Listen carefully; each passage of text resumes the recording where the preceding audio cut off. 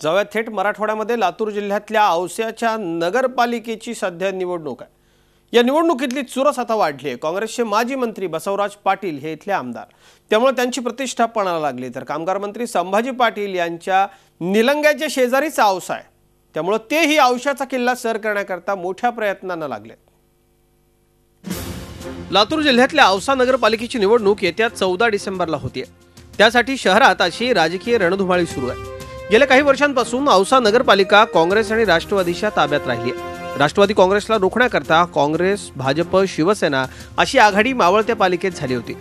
शहरात केलेल्या विकास कामांचा फायदा काँग्रेसला होईल असा विश्वास काँग्रेसचे नगराध्यक्षपदाचे उमेदवार डॉक्टर इम्रान पटेल यांना आहे। तर जनतेच्या केलेल्या कामाची पावती आपल्याला मिळेल असा दावा राष्ट्रवादी काँग्रेसचे डॉक्टर अफसर बाबा शेख करतायत।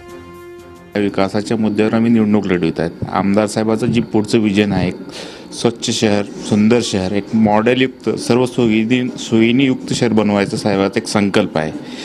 त्या ह्याच्याने मी मतदारासमोर जात आहे आणि मतदाराचं उत्स्फूर्त आम्हाला पाठिंबा भेटत आहे। जनतेला आम्ही मदतीला या ठिकाणी धावून आलेला असल्यामुळे जनता आम्हाला नेहमी या ठिकाणी मतरूपी आशीर्वादाने या ठिकाणी आमच्या सोबत राहणार आहे। रस्त्याचा मुद्दा आहे, मुख्य रस्त्याचा मुद्दा आहे आणि असे बरेचसे मुद्दे आहेत, त्यावरती आज राष्ट्रवादी काँग्रेस पार्टी मैदानावर आहे। निश्चित या ठिकाणी विजय राष्ट्रवादी काँग्रेस पक्षाचाच होईल।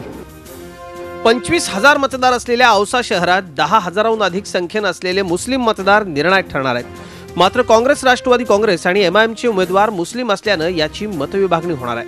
काँग्रेस आणि राष्ट्रवादी काँग्रेसच्या अकार्यक्षमतेचा तसंच केंद्र आणि राज्यातल्या सत्तेचा फायदा आपल्याला होईल असा दावा भाजपचे नगराध्यक्षपदाचे उमेदवार किरण उडगे करतायत। तर काँग्रेसनं नगराध्यक्षपदाचं तिकीट नाकारल्यामुळे काँग्रेसची बंडखोरी करून माजी नगराध्यक्ष सुनील मिटकरी यावेळी अपक्ष निवडणूक रिंगणात आहेत। जनतेशी असलेल्या संपर्काचा थेट फायदा होईल असा दावा ते करतायत।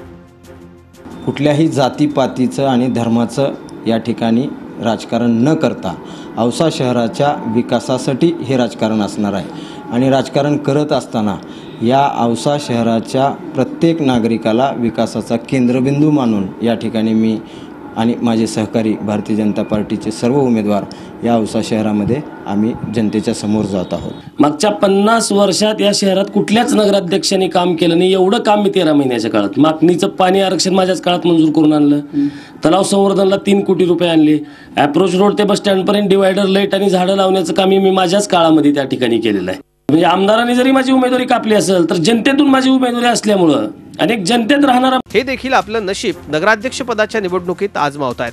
तर मुस्लिम मतांच्या जोरावर एमआयएम ही रिंगणात उतरली आहे।